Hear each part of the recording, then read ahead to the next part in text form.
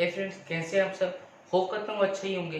तो जैसे कि आप लोग जानते ही हैं कि मेरा वीडियो जो है काफ़ी दिनों बाद आ रहा है। ऐसा मेरे कुछ पर्सनल इश्यूज के कारण ऐसा हो रहा है। I am sorry. वैसे मेरे 28 सब्सक्राइबर्स हैं, लेकिन मेरे उन 18 सब्सक्राइबर्स को सॉरी मेरे दिल से, क्योंकि आप ही तो हैं, आप ही तो शुरुआत की है मेरे चैनल का। तो आज की इस वीडियो में वैसे हम लोग कंबसन के ऊपर बात करने वाले हैं। और कंबसन से रिलेटेड हम इस वीडियो में सब खत्म कर देंगे, जो कि क्लास 8 का एक चैप्टर है। इसी वीडियो में सब खत्म करने वाले हैं। So let's get started. तो हम लोग सबसे पहले समझ लेते हैं कंबसन है क्या। तो कंबसन मतलब ये एक प्रोसेस है ऑफ बर्निंग, मतलब जलने का एक प्रोसेस है, जिसमें सब मतलब ये एक सिंपल है, जलने का एक प्रोसेस जिसमें कोई भी सब्सटेंस जलता है। इतना सा simple. A process of burning of any substance is called combustion। यही है इस combustion के बारे में।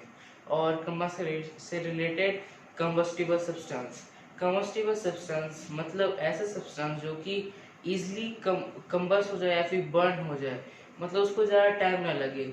फॉर एन एग्जाम्पल, आप एक मैच स्टिक को ही ले लीजिए, एक तिली को ले लीजिए। उसको आप जैसे ही जलाएंगे कुछ सेकंड्स में ही, 1-2 सेकंड्स में वो पूरी तरह से बर्न हो जाएगा और ऐश में कन्वर्ट हो जाएगा, या फिर राख में कह सकते हैं। तो ये हुआ कंबस्टिबल सब्सटेंस का। अब एक और सब्सटेंस होता है जिसको कहते हैं हम नॉन कंबस्टिबल सब्सटेंस। नाम से ही समझ में आ रहा होगा, ऐसा सब्सटेंस जो कि बर्न नहीं हो सकता। लेकिन इसमें आपकी थोड़ी सी गलती है। ऐसा कोई चीज़ नहीं है जो कि एकदम ही बर्न ना हो या फिर मेल्ट ना हो, ऐसा कुछ नहीं है इस धरती पे। है, लेकिन मतलब हो सकता है बर्न, लेकिन उसका बहुत ही ज़्यादा होता है। इतना मतलब उसका बर्निंग पॉइंट इतना ज़्यादा होता है कि आपको लगता है कि वो बर्न ही नहीं हो सकता। तो वैसे सब्सटेंस जिनको बर्न होने में दिक्कत आती है, मतलब ऐसे सब्सटेंस जो कि इजीली बर्न नहीं हो पाते, उसको हम कह सकते हैं नॉन कंबस्टिबल सब्सटेंस। तो ये तो हमारा बेसिक था। अब हम लोग कंडीशंस पे आ जाते हैं। कंडीशंस पे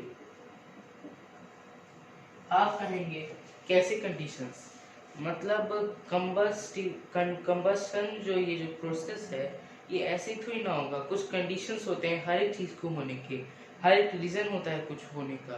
तो इसका भी कुछ रीजंस या फिर कुछ कंडीशंस हैं, हम उसको समझ लेते हैं। पहला हीट होता है, हीट होता है। दूसरा आपका O2 होता है। और तीसरा जो कि एकदम नेसेसरी है, तीनों में से कुछ भी नहीं रहा तो कंबसन नहीं होगा। मतलब तीनों प्रोसेस बहुत ही ज़्यादा इम्पोर्टेंट होता है। और ये तीनों सबसे, मतलब यही तीन है और यही सबसे इम्पोर्टेंट है। इसमें से एक भी चीज़ नहीं होगा तो कंबसन नहीं होगा। और मैं एक और टर्म के बारे में आपको बता देता हूँ, जिस टर्म का नाम है इग्निशन टेम्परेचर।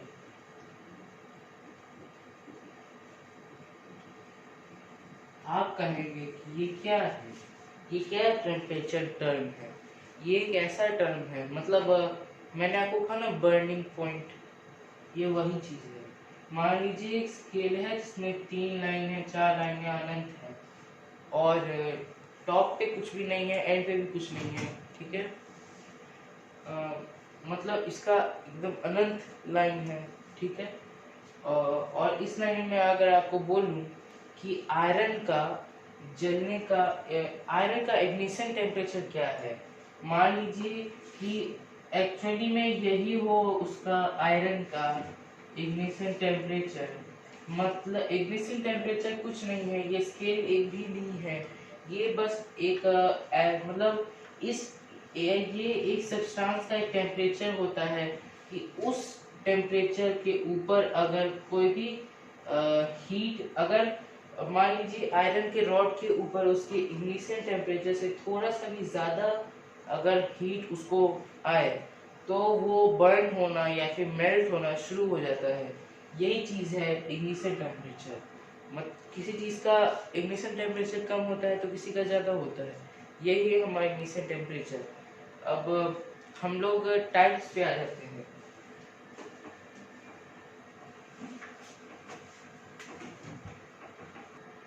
इग्निशन मतलब कंबसन ऐसा थोड़ी ना है कि कोई भी, ये कंबसन एक्चुअली केमिकल प्रोसेस है। मैंने आपको बताया नहीं, लेकिन ये कोई फिजिकल प्रोसेस नहीं है, ये केमिकल प्रोसेस है। और आपको पता ही होगा कि ऐसा कोई भी केमिकल प्रोसेस नहीं है जिसमें कुछ भी प्रोडक्ट रिलीज ना हो। मतलब अगर दो चीज़ें में केमिकल रिएक्शन हो रहा है तो उसमें कुछ प्रोड्यूस भी होगा, ये नेसेसरी है। ये नेसेसरी क्या मतलब, ये होता ही होता है। तो कंबसन में भी तो कुछ होता होगा जो कि प्रोड्यूस होता होगा। तो वो उसमें तीन चीज़ें होती हैं जो कि कंबसन के प्रोसेस में प्रोड्यूस होती हैं, और वो तो होनी ही होनी है चाहे कुछ हो, बाकी और हो या ना हो, लेकिन ये तीन होती हैं। पहला तो है सॉर्ट। सॉर्ट क्या है? मतलब ये सॉर्ट, ये इसको आप कह सकते हैं कोई भी ये मतलब सॉर्ट ऐसा ही कोई, सॉरी फ्रेंड्स, शॉर्ट बहुत ज़्यादा कर दिया मैंने। तो शॉर्ट एक्चुअली कोई भी अगर कंबसन होगा तो जो लास्ट में जो ऐश बचता है, जो राख बचती है, या फिर कोई भी एक्स्ट्रा चीज़ जो कि बर्न नहीं हुई हो कंबसन के प्रोसेस में, वो होगा शॉर्ट। इतना सा सिंपल। और दूसरा है हम लोगों का हाइड्रोजन, H। तो दूसरा चीज है हम लोग का H, जो कि प्रोड्यूस होना ही होना है। और तीसरा है CO2। CO2 मतलब कार्बन डाइऑक्साइड, और ये चीज भी प्रोड्यूस होती ही होती है। आग जैसे जब भी आग जलता है तो आप धुआं जो काला काला सा जो आप देखते हैं वही कार्बन डाइऑक्साइड होता है। और ये दोनों एक एलिमेंट है, तो इन दोनों को हम साथ में लिखते हैं हाइड्रो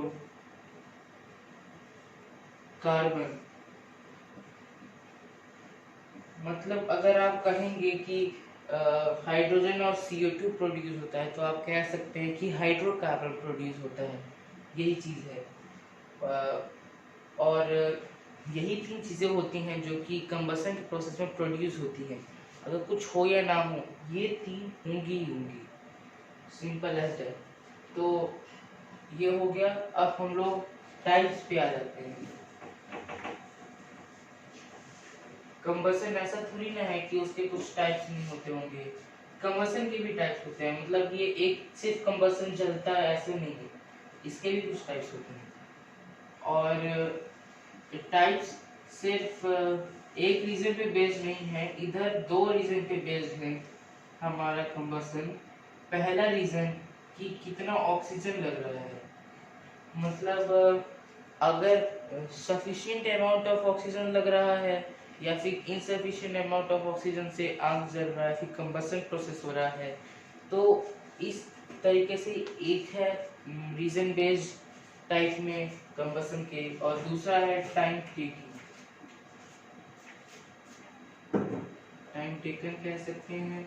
टाइम टेकन मतलब यही कि उस कंबसन को होने में कितना टाइम लग रहा है, वही है।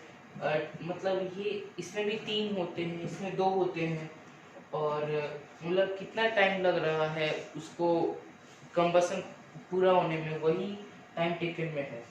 अब O2 का देख लेते हैं, मतलब कितना ऑक्सीजन इस्तेमाल हो रहा है कंबसन में, उसके हिसाब से दो मैंने कहा। तो पहला तो है कंप्लीट।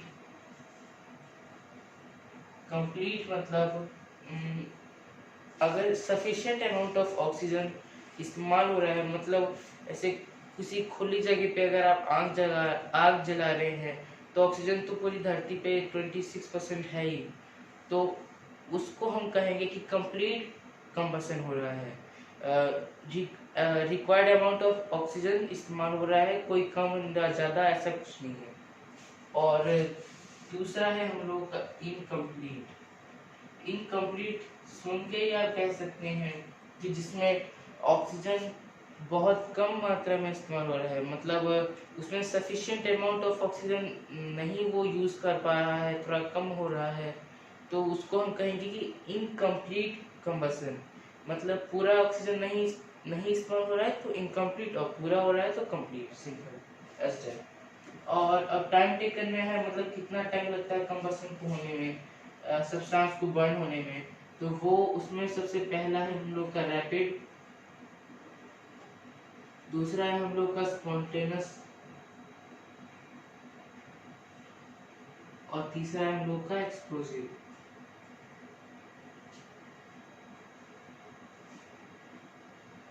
तो ये इन तीनों का मैं मतलब समझा देता हूँ आपका।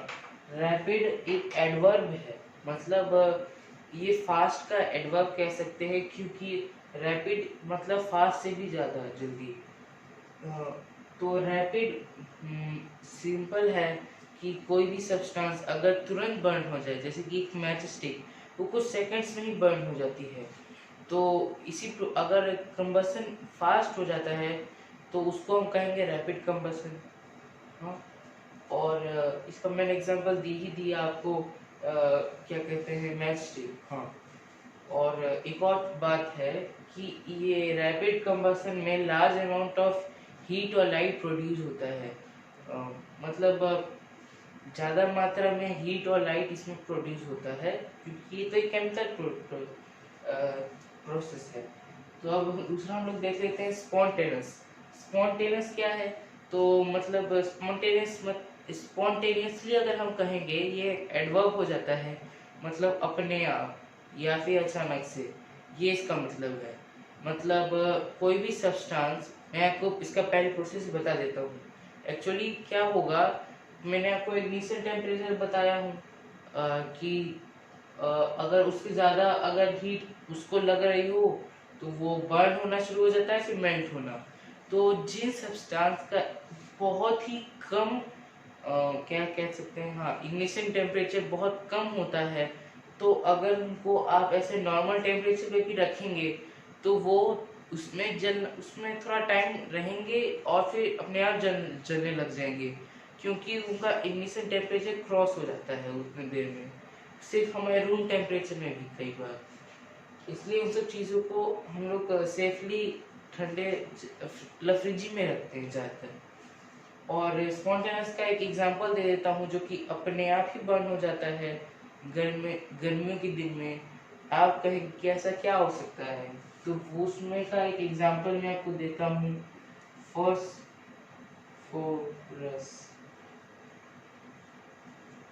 फॉस्फर एक एग्जांपल है, और इसको साइंटिस्ट इस्तेमाल करते हैं लैब में एक्सपेरिमेंट्स करने के लिए, और इसको फ्रिज में रखा जाता है, क्योंकि अगर ये नॉर्मल टेम्परेचर में भी आएगा तो ये जल जाएगा और ख़त्म हो जाएगा।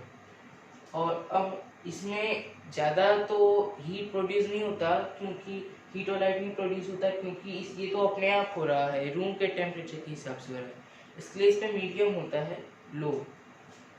और एक्सप्लोजिव में हम लोग देख लेते हैं। एक्सप्लोजिव में सबसे इम्पोर्टेंट, इसमें बहुत ज़्यादा मात्रा में गैस, हीट और लाइट प्रोड्यूस होता है। मैं एक एग्जांपल दे देता हूँ, फायर क्रैकर। फायर क्रैकर मतलब पटाखे, जो कि दिवाली में कि शादी के वक्त हम लोग इस्तेमाल करते हैं, और उनमें बहुत ज़्यादा साउंड भी प्रोड्यूस करते हैं ये सब, और इतना करते हैं कि ये सब नॉइस पोल्यूशन भी करते हैं। एक्सप्लोजिव मतलब आप समझ सकते हैं कि घातक तो ज़्यादा होता है इसमें जो भी होता है। और ये प्रोसेस भी थोड़ा सा स्लोली स्लोली होता है, ये नहीं कि एकदम तुरंत हो गया, थोड़ा टाइम लेता है ये। जैसे फायर क्रैकर के अंदर बारूद रहता है, बारूद जब जलता है तो उसमें पहले तो लाइटनिंग आती है, उसके बाद हीट आता है, उसके बाद फिर लाइटनिंग प्रोड्यूस होती है और फिर साउंड। तो ऐसे थोड़ा स्लोली स्लोली इसमें काम करता है as compare to this two. तो अब हम लोग का टाइप भी क्लियर हो गया है। तो टाइप में मैं आपको नेक्स्ट चीज पे ले जाता हूँ, जो कि है हम लोग का फायर ट्रायंगल।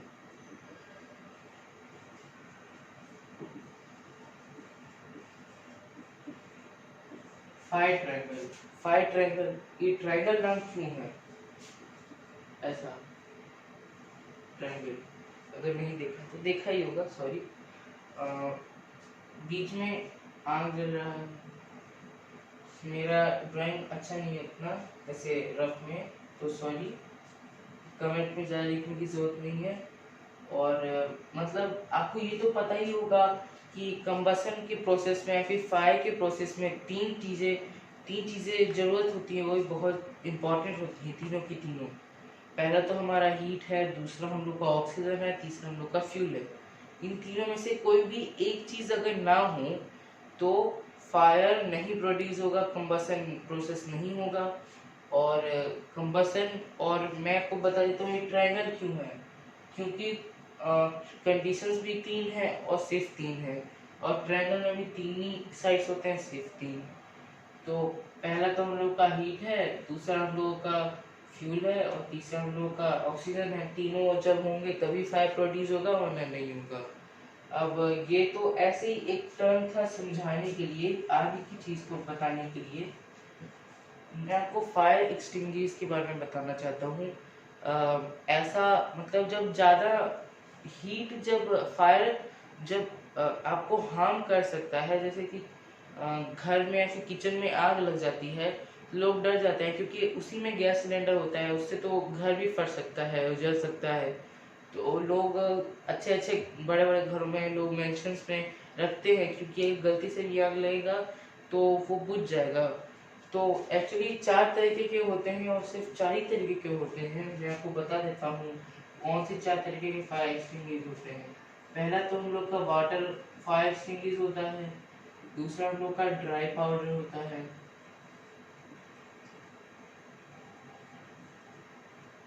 तीसरा हम लोग का फोम होता है,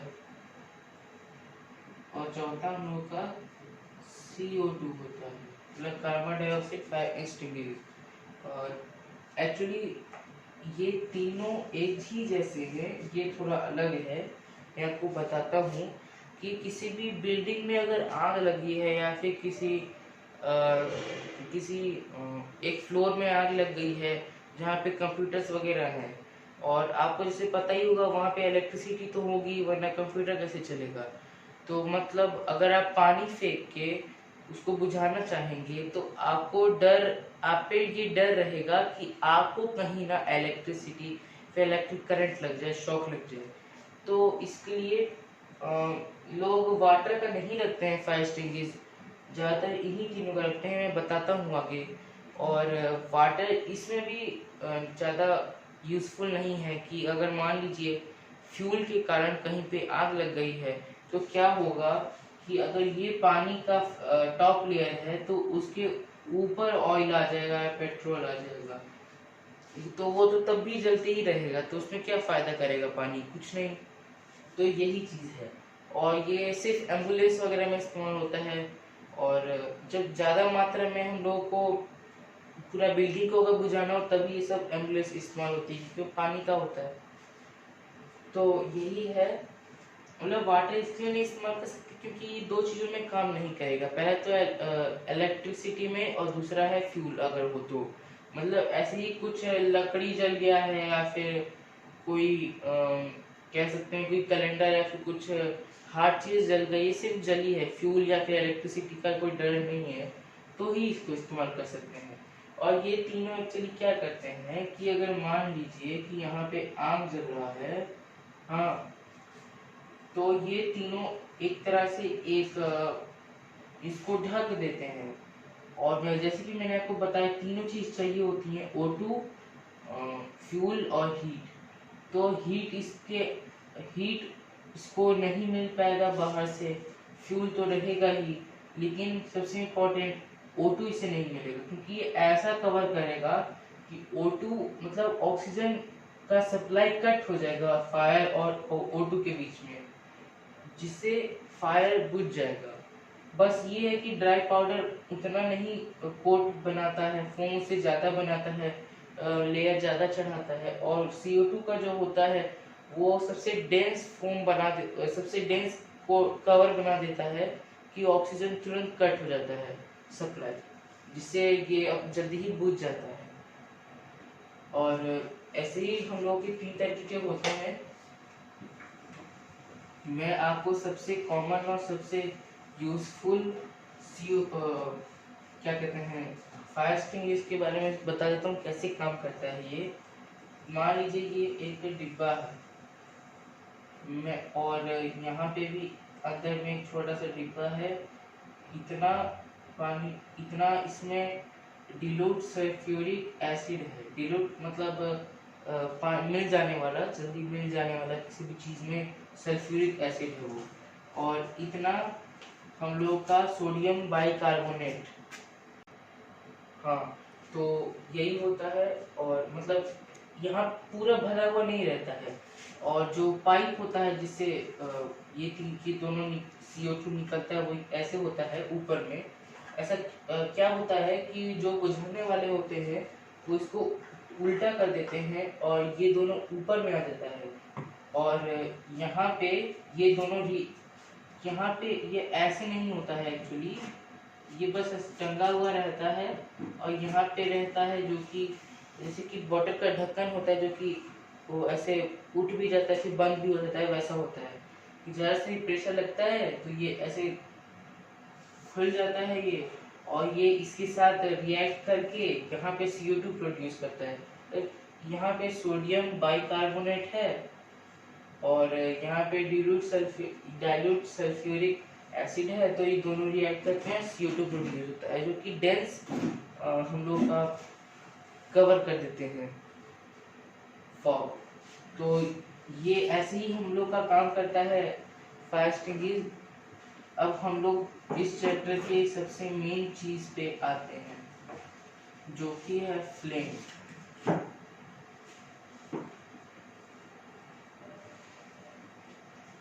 ये थोड़ा सा इम्पोर्टेंट है एक्चुअली। मैं आपको इसका, हाँ, जैसे कि ये एक्चुअली क्या होता है, अगर आग लग रहा हो तो उसके मतलब कैंडल, ऐसा कैंडल रहेगा यहाँ पे, ऐसे आप लोग करते हैं तो यहाँ पे सिर्फ ये एक लेयर नहीं होता है जिसमें आग जल रहा हो, उसमें 4 अलग अलग तरीके के होते हैं। मैं उन पे डिस्कस करता हूँ रफली थोड़ा। जैसे कि ऐसा होता है, मतलब आपको समझाने के लिए है, ऐसे होता नहीं है। एक्चुअली 4 लेयर होते हैं।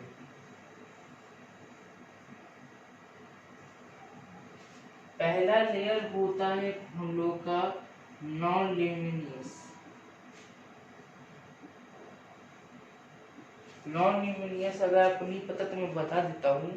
मतलब ये ऐसा लेयर होता है, टॉप लेयर, जो कि दिखता नहीं है हम लोगों को। और फिर दूसरा होता है ल्यूमिनियस, मतलब ये हम लोग को दिख पाता है, येलो कलर का होता है।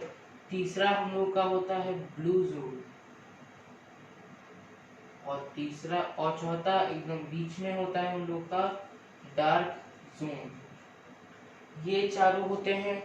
ये मतलब क्या होता है कि नॉन ल्यूमिनियस सबसे टॉप लेयर, सबसे ऊपर का लेयर, आउटर मोस्ट लेयर हमको नहीं दिखता। दूसरा हमको दिखता है वो येलो कलर का दिखता है। और एक्चुअली क्या होता है, लुमिनियस जो जितना बाहर का होगा उसको उतना ज़्यादा ऑक्सीजन मिलेगा, बात सही है। और तो वो ऑक्सीजन में ही घुल जाता है और वो नहीं दिख पाता, बस हीट के रूप में महसूस होता है।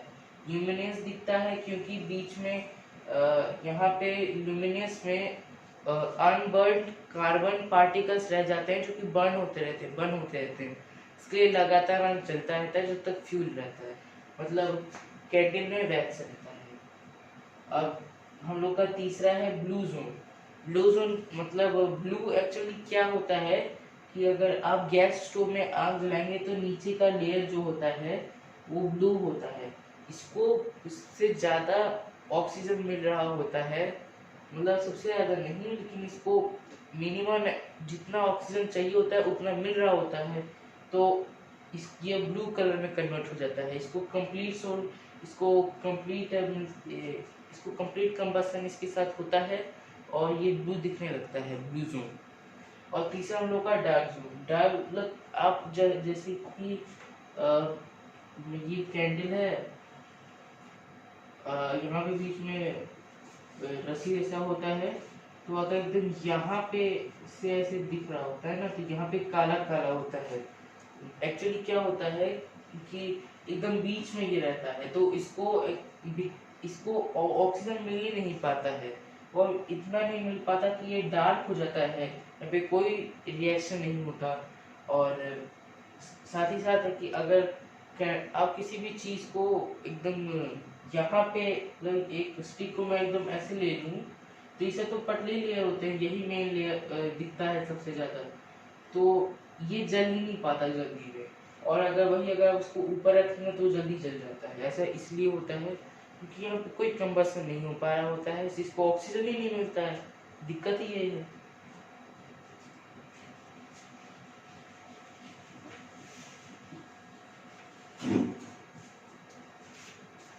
तो होप करता हूँ आपको ये वीडियो अच्छी लगी होगी।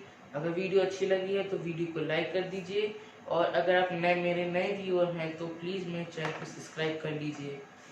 और मैं आपको एक क्वेश्चन दे रहा हूँ, इसका आंसर जिनको भी पता है या फिर वो बता सकते हैं गूगल से सर्च करके, वो बताएं मेरे को कि मेरे क्वेश्चन का आंसर, कि ये जब ब्लू जोन जो होता है ब्लू क्यों दिखता है, इसका आंसर मेरे को दीजिए कमेंट सेक्शन में। और अगर आपको नहीं सब्सक्राइब करना है मत कीजिए, लाइक नहीं करना है मत कीजिए, कम से कम मेरे को अपने कमेंट्स के थ्रू मोटिवेट तो कीजिए। Thank you everybody.